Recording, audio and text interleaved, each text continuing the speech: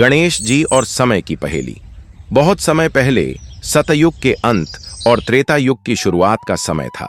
धरती पर धर्म की ज्योति धीमी हो रही थी और स्वार्थ, लालच और अहंकार के बीज धीरे धीरे अंकुरित हो रहे थे।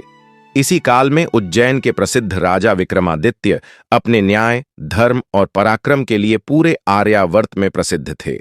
राज्य में शांति थी, प्रजा सुखी थी, परंतु एक दिन अचानक कुछ विचित्र घटनाएं घटने लगीं।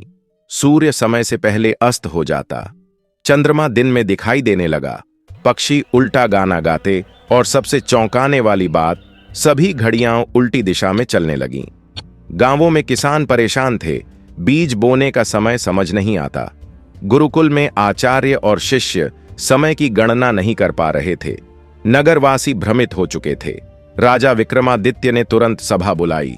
देश विदेश से ज्योतिषी, विद्वान, तांत्रिक, आशी और सन्यासी बुलाए गए, पर कोई भी इस समय के संकट का समाधान नहीं बता सका। एक दिन राजसभा के द्वार पर एक वृद्ध साधु आया। उसकी आंखें चमक रही थीं और उसके गले में रुद्राक्ष की माला थी। वह धीरे धीरे बोलता, पर उसकी आवाज में अगाध शांति थी। वह बोला, राजन, यह संकट किसी राक्षस या युद्ध का नहीं, यह काल की विघ्न का संकेत है। जिसने समय को बंधन में डाल दिया है, उसे केवल काल विनायक गणेश जी ही मुक्त कर सकते हैं।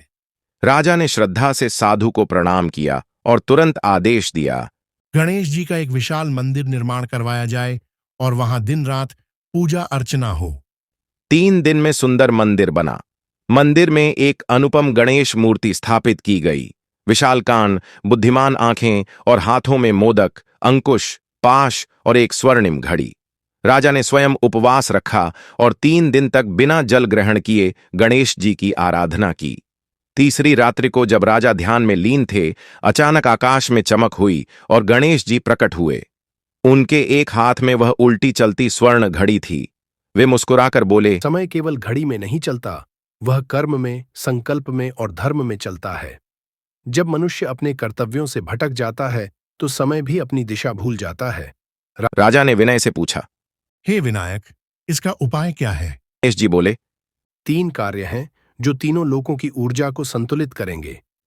गणेश जी बोले, पहली परीक्षा करुणा की, दूसरी परीक्षा प्रकृति की, तीसरी परीक्षा क्षमा की।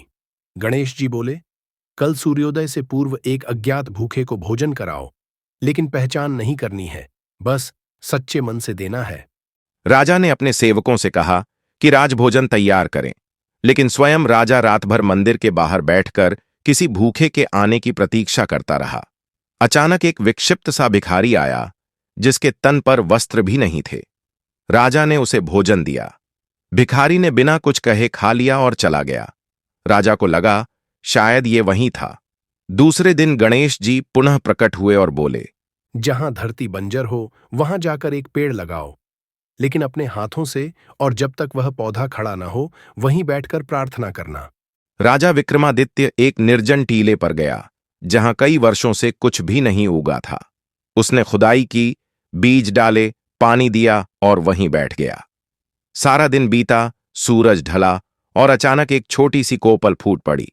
राजा के चेहरे पर मुस्कान आ गई। तीसरे दिन गणेश जी बोले, अब सबसे कठिन कार्य, जिसने तुम्हारा सबसे बड़ा अपमान किया हो, उसे माफ करो। न केवल मन से बल्कि हृदय से गले लगाओ। राजा थोड़ी देर मौन रहा।